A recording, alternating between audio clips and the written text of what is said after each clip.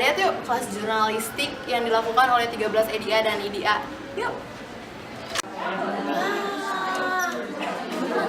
Ini nih kelas jurnalistik yang dilakukan oleh teman-teman kita dari 2013 IDA dan EDA. Yuk lihat yuk.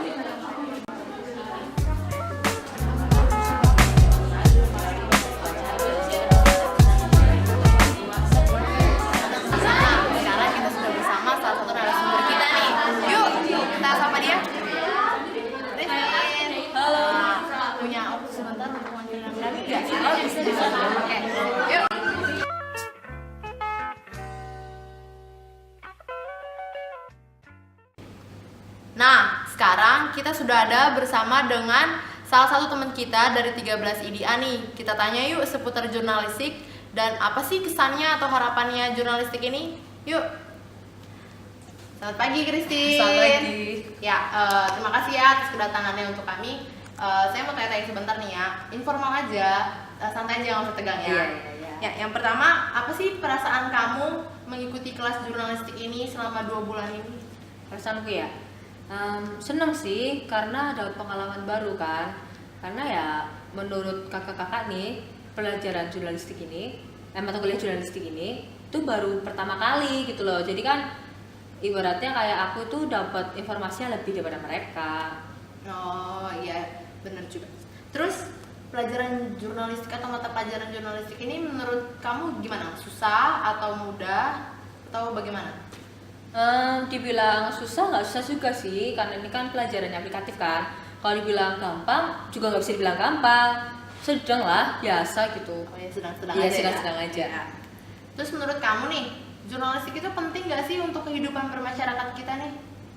Oh, penting, pelajaran jurnalistik ini penting karena contohnya nih, kita kan mau ngobrol gitu, mau tanya-tanya sama Pak RT nih tentang masalah-masalah KTP, itu kan sebagai salah satu bentuk wawancara kan. Nah, salah satu bentuk wawancara di jurnalistik kan. Ya. Nah, dengan jurnalistik ini kita tuh jadi lebih bisa milih kata dalam wawancara dengan Bapak RT misalnya, atau mau wawancara ke siapa, Kelurahan, gitu kelurahan, ya. tanya-tanya, itu salah satu bentuk wawancara kan, secara nggak Iya, langsung. betul. Menarik ya jurnalistik menurut Christine nih. Terus kalau lebih mengerucut nih, kalau misalkan di bidang pendidikan itu sendiri, jurnalistik itu sebenarnya penting nggak sih menurut Christine? Oh, penting kan. Jadi di sini kita kan kasih tahu nih tentang kode etik, wartawan, tentang segala macamnya itu, tentang cara bikin mading, cara bikin berita. Perlulah, karena sebagai pelajar kan nggak cuma sekedar hal-hal yang berbau-bau dengan kayak matematika, bahasa Indonesia, IPA, kita pun perlu pelajaran-pelajaran yang jurnalistik kayak gini, yang santai tapi memang diperlukan dalam kehidupan sehari-hari. Iya. Nah, sekarang kami mau tanya nih seputar project atau tugas yang tadi kalian lakukan di sana, yang ada Asturo, yang ada laptop terbuka itu. Iya. Itu sebenarnya apa sih? Bisa tolong diceritakan? Oh, itu tuh tugas mading. Jadi kita itu kan bikin per kelompok nih. Terus kita suruh cari mading itu, temanya itu tentang politik, pendidikan, teknologi sama kebudayaan. Tuh, jadi kita tuh lagi mempersiapkan gitu sih untuk Jadi bikin kamu mading. punya 2 tema? Kenapa? Punya 2 tema atau? Satu, cuma itu ada pilihan-pilihan tuh opsi. Oh, iya. Terus persiapannya nih gimana? Kalau misalkan dipersenkan, kira-kira berapa persen nih persiapannya? Persiapannya berapa persen ya? Itu baru awal-awal sih, baru mulai gitu sih. Mungkin 25 atau mungkin 40 sampai 30 gitu, 30 sampai 40 mungkin. 30 sampai 40%? Karena masih awal banget. Sebenarnya udah punya planning nggak sih mau buat apa? Oh, Kayak gimana susunannya atau apa? kalau susunannya sih belum sih, tapi kita udah tentuin tema tentang kebudayaan gitu. Tapi kalau untuk susunan terus barang-barang gitunya belum. Kita berkonsultasi dari sama ibunya. Oke. Nah, sekarang kesannya kamu nih tentang proyek ini, tugas ini itu gimana?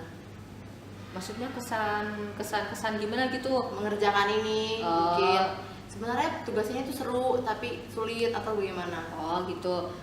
Kalau kesan aku sih di tugas ini, sebenarnya tugas kan asik ya, karena kita kan cari-cari itu asik. Karena kita kan cari-cari informasi. Nah, cuma sayang itu banyak bentrokan sama mata-mata kuliah lain, banyak UAS kayak gitu. Jadi seolah-olah itu kayak nggak optimal kita ngerjainnya loh gitu. Nggak maksimal gitu. Iya, nggak maksimal. Padahal sebenarnya bisa bagus gitu. Jelas ya? sih. Oke. Nah ini pertanyaan sedikit menjerumus dalam hidup kamu ya. Oke. Setelah selesai dari S1 nih, kira-kira kamu mau ambil S2 jurusan jurnalistik ini nggak sih? Kalau S2-nya iya.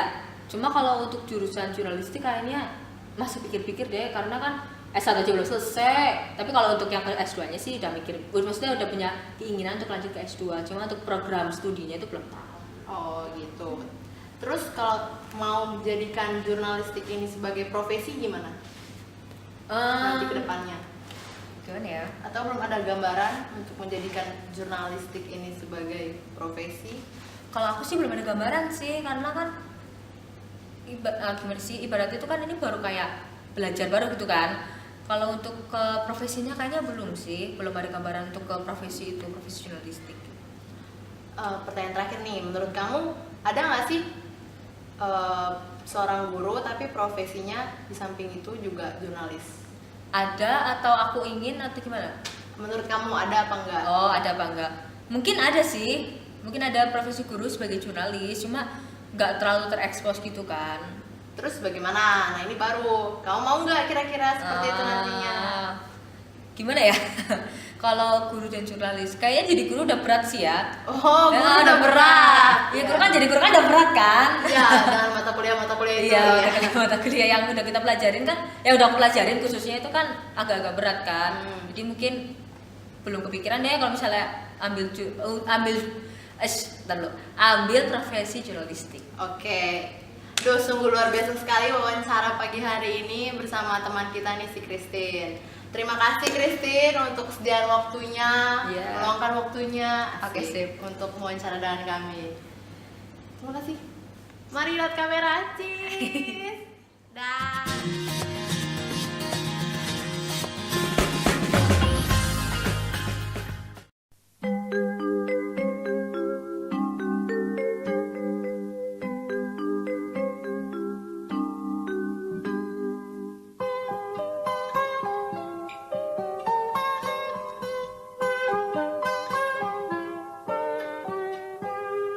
Pagiku cerahku, matahari bersinar, ku gendong tas merahku di pundak.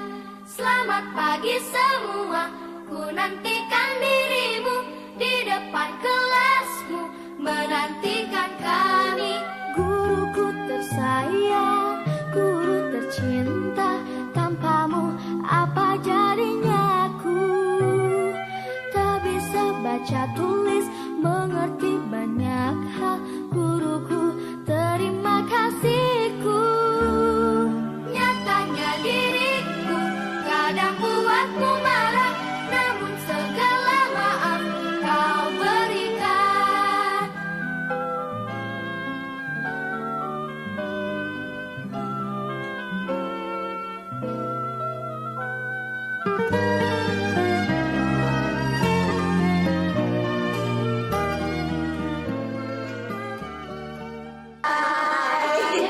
Saya Gibi sebagai reporter. Saya El sebagai kameramen. Saya Elia sebagai ketua redaksi umum. Saya Diana sebagai sekretaris. Thank you ya. Matur suwun. Gracias. Merci.